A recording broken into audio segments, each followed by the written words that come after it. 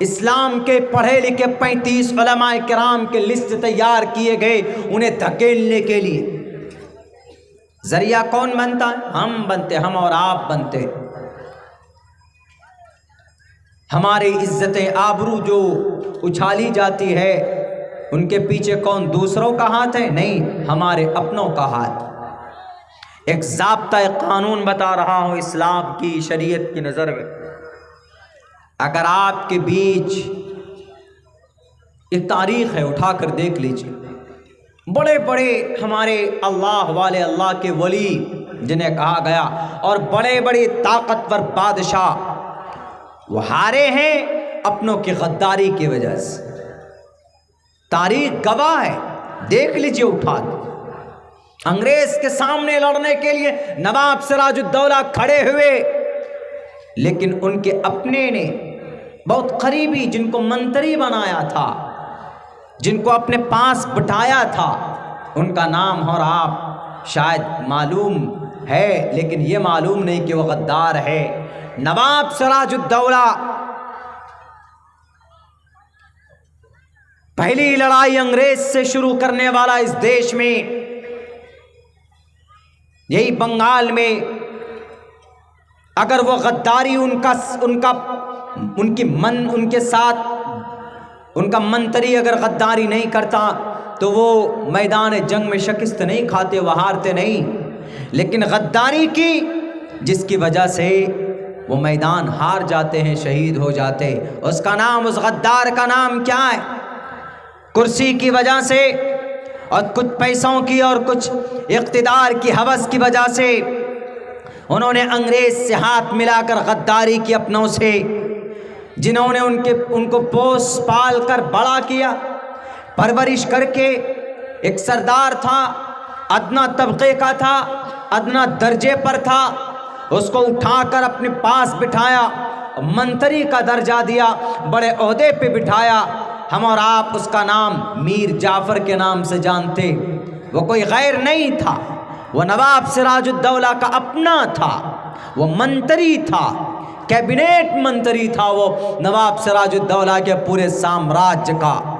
معلوم نہیں تھا نواب سراج الدولہ کو کہ یہ میرے ساتھ غداری کرے گا، لیکن انہوں نے غداری کی اور نواب سراج الدولہ شہید کر دیے گئے۔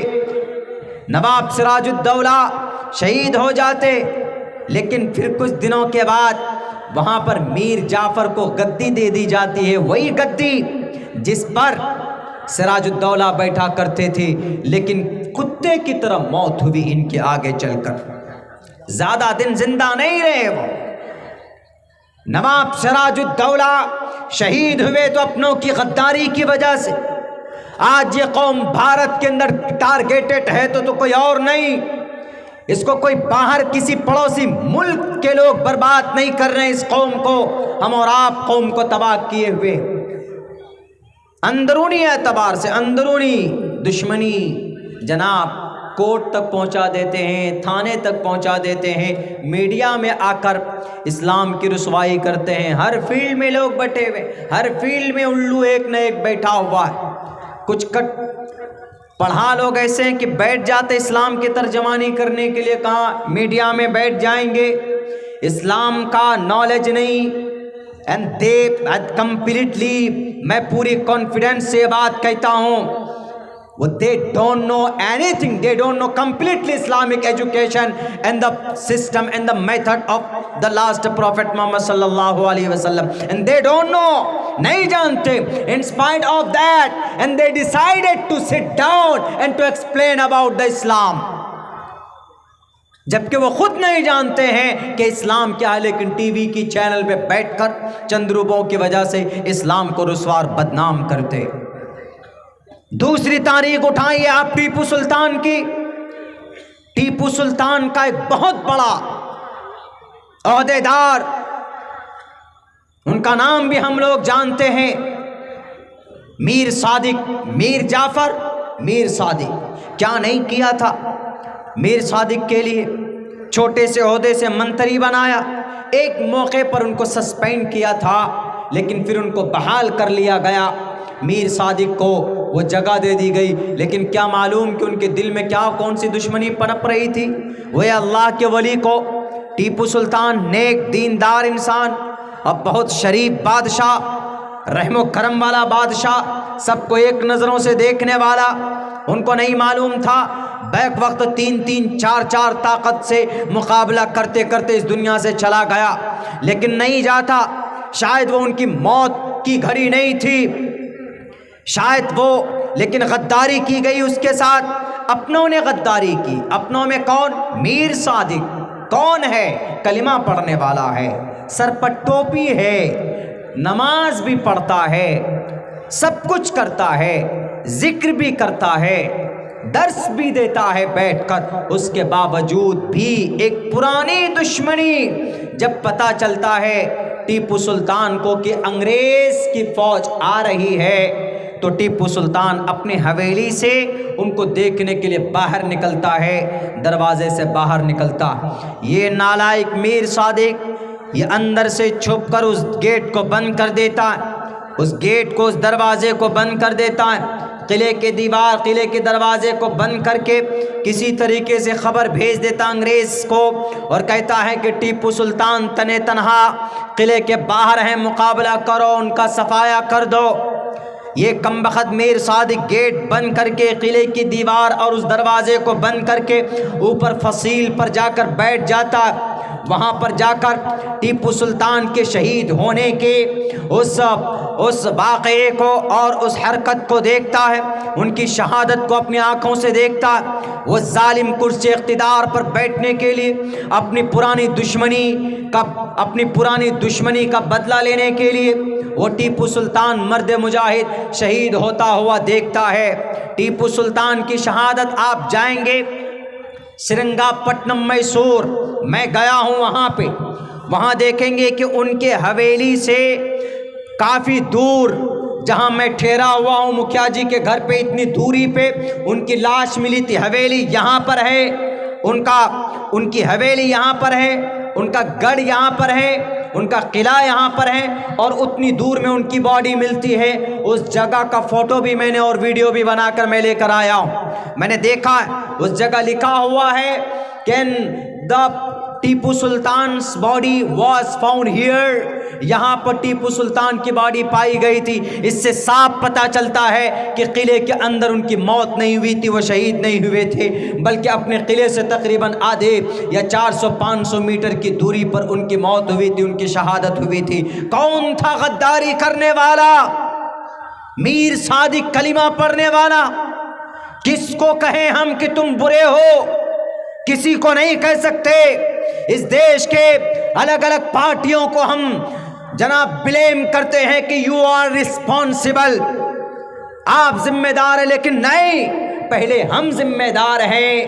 وہ ٹیپو سلطان شہید کر دیے گئے، اگر وہ گیٹ بند نہ کرتا میر صادق تو ٹیپو سلطان شہید نہ ہوتے، ممکن ہے کہ ان کی جان بچ جاتی۔ کون ہے غدار؟ ایک مسلمان غدار ہے، ایک قرآن پر ایمان رکھنے والا غدار ہے، نماز پڑھنے والا ایک غدار، ایک لوٹیرا غدار ہے۔ میرے بھائیوں، میرے سماج کے لوگوں، یہ ہوئی تھی حرکت اس وقت میں۔ ہمارے بہت سارے علماء کرام آزادی کے موقع پر انگریز کے ہتھے چڑھ گئے۔ خبر دینے والا کون؟ Mirza Ghulam Ahmad Qadiani. He is not Muslim. He is a disbeliever and pagan. He was not Muslim and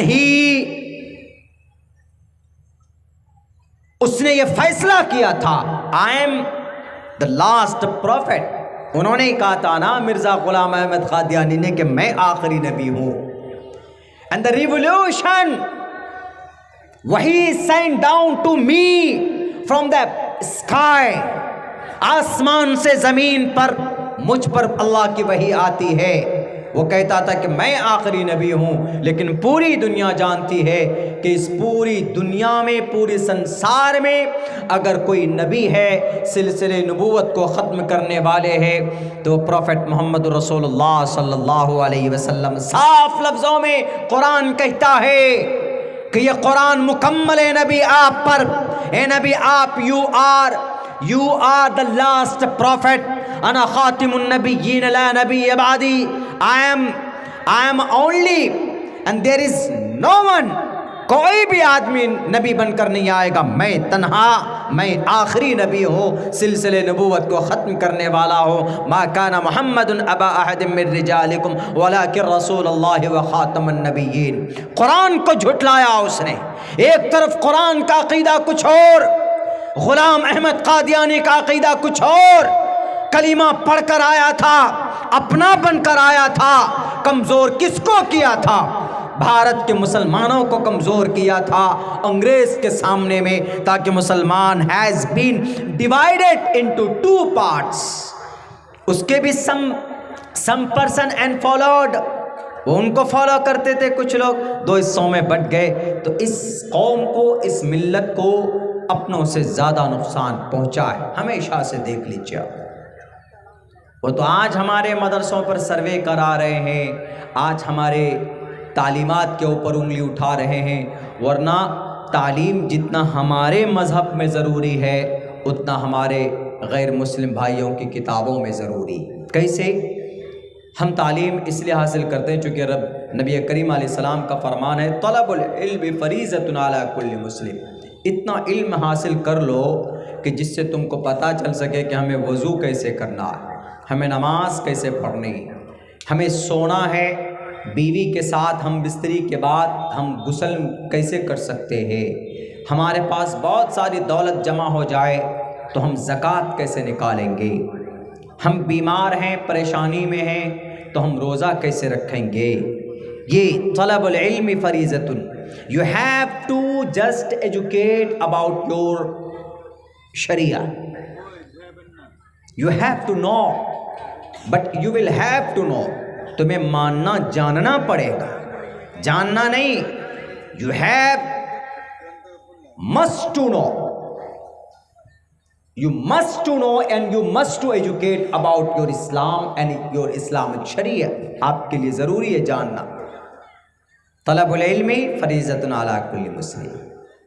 تمام مسلمان پر، ایمان والوں پر اللہ نے قرآن میں کیا بیان کیا، احادیث کی کتاب میں کیا ہے، ہمارے نبی، ہمارے رسول اور ہمارا اللہ ہم سے کیا چاہتا ہے، یہ چیز حاصل کرنا ضروری. اسی کو کہا گیا، کہاں پر؟ سنسکرت زبان میں بہونام جنمنا منتی بہونام. ہمارا تو یہ عقیدہ ہے کہ اللہ کے نبی بالکل آخری نبی. کیوں عقیدہ ہے؟ چونکہ ہم کو قرآن سے وہ پیغام ہمیں ملا کہ ہمارے نبی آخری نبی ہیں، اور نبی پاک علیہ السلام کو جو بھی پیغامات اللہ تبارک و تعالیٰ کی طرف سے دیے گئے وہ سب بالکل فائنل ہے، اس میں کوئی شک نہیں، لا ریب.